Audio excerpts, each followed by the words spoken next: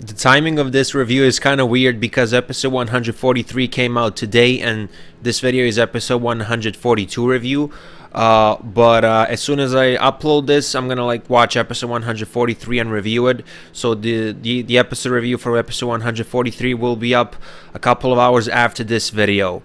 Yeah, without further ado, let's get into Boruto episode 142 review, which is the last week's episode.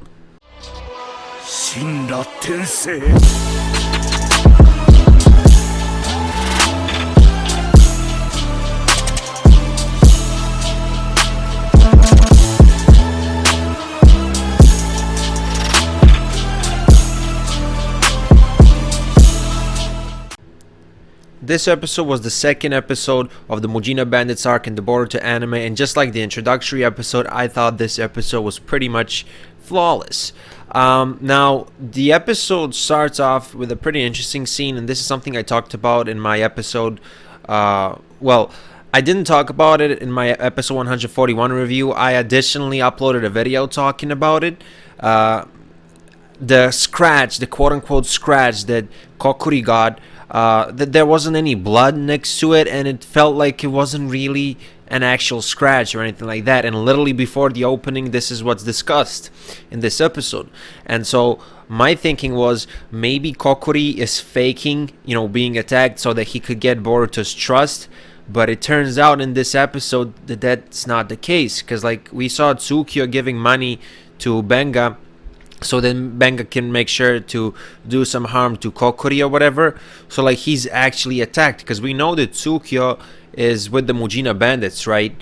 And you saw it there, like he clearly paid so that Kokuri could get attacked. So that tells me that Kokuri is genuinely being attacked by the Mujina Bandits, or like by the people that are paid to do so. Yeah, I guess that little conspiracy theory is dead right now. And that's why I didn't mention it in my episode 141 review, because like I wanted to like make a separate video about it or whatever. Let's not get into that. So anyway, Benga, I mean, I think I mentioned this in the conspiracy theory video as well. I said how Benga could potentially be involved with the Mujina bandits in some way or another. I mean, after this episode, he kind of is, because he accepted what Tsukio gave him. But the point is, I was wrong, because like in episode 141, at that point, the entire attack on Kokuri, it wasn't planned by Benga. Benga got bribed in this episode. So like I was wrong when it comes to episode 141, but yeah, in this episode we see that he accepted those, were they like diamonds or something? I forgot, by Tsukio. And I mean, Benga is just like a douchebag, so like this didn't surprise me at all. I really enjoyed the scene, and the first conversation scene between Mujo and Benga. We had another one later on when Benga was exposed for accepting these bribes or whatever. Shout out to Sarada for finding out about that. But the reason why I like the first one is because it's like a subtle detail. We see Mujo being kind of sick, taking some pills to get better or whatever. I don't think this is done for no reason. I feel like there's a possibility that Mujo might have to like fight in this arc, and maybe this illness, is gonna like really pose a problem when he fights against somebody. Now, I don't know if he's gonna fight against somebody. Maybe somebody will attack Boruto and Mitsuki, and then he will try to defend them. Or like maybe none of this happens. I'm just saying, I feel like there's a reason why they showed that Mujo is kind of sick. Yeah, I don't think that it just happened for no reason. That's what I'm trying to say. So yeah. One thing that I want to mention real quick, I think his name is Arai. I didn't mention this in my episode 141 review, and I didn't mention this in my conspiracy theory video, but the comment section was full of people who were saying that Arai could be the one that attacked Kokuri. And after this episode, I'm not saying that it's 100% him, but it's like at least 33% possible. At least like 33% possible, because like there's three guys in Boruto's and Mitsuki's cell, Kamata, Arai, and I can't remember the other guy, like the third guy. Mitsuki tried to talk to him in this episode, but like he wasn't feeling it. Whatever.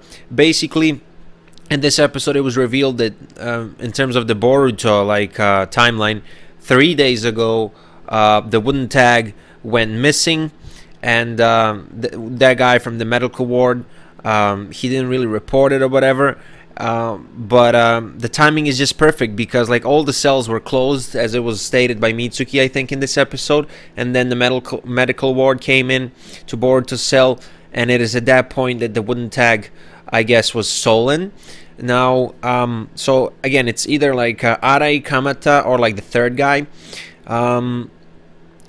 Now, I don't want to like give my predictions. Like, for all we know, it could actually be Kamata, even though he seems like least likely to be the one, like the culprit. Like, you never know. That's why I really like this like mysterious vibe, you know, with the Mujina Bandits arc in the Boruto anime. It's just so fucking refreshing. I'm really enjoying it. As I said at the start, I thought this episode was flawless. Already you guys know that I'm going to give it a 10 out of 10, so I don't need to even get into that yet. But I don't know. If I had to place a bet, I kind of want to say Arai, but like it seems like the most obvious one, because like Arai, so far out of the three guys that share the cells, that share the cell with Mitsuki and Boruto, it's like Kamata seems like, you know, he's like 16 years old, like, but like regardless of his age, he's like kind of goofy, right? So you wouldn't think that it's him. And the guy that was like super silent, I don't know what to say about him. It's kind of like Arai is the obvious choice, so it makes me want to say something else. But at the end of the day, if I had to place a bet right now, I'd say that it's Arai.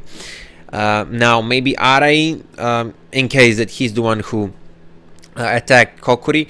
Maybe Arai was contacted by Tsukio in the past. Maybe there's somebody else in the prison who wants to get rid of Kokuri, not only Tsukio.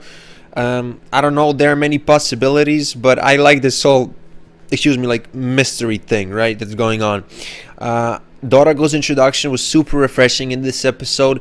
I like how he didn't just give Boruto information straight away, because at the end of the day, this is prison. Like, I've never been to prison, but I've heard that there's a bunch of like nasty people there. I mean, Captain Obvious, but like, you get what I mean. Like, it's kind of realistic that he didn't just get information for free. That's what I'm trying to say. And I like that whole challenge thing. And I mean, Dorago knew that it was pretty much impossible to get the light bulb because clearly it was tried in the past. And like you saw Benga at the end of the episode, he was there, he was ready for it. Boruto used ninjutsu there to get out of the situation, but he used it in a smart way so that like nobody would notice. And I really, really like that little interaction between Doragu and Boruto. It's not like, you know, it's not some like spectacular writing or anything like that, but it all goes back to what I said earlier about this arc many times.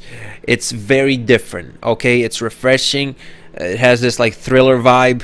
The prison setting, I'm really enjoying it, and I'm a huge fan. I'm definitely a huge fan, as you can tell so far by my first two reviews of this arc. Episode 141 review and this one. I can't wait to watch episode 143 after uploading this and review it. But yeah, I mean, and the way the episode ended with like all these like guys being behind Boruto or whatever, like it was so cool.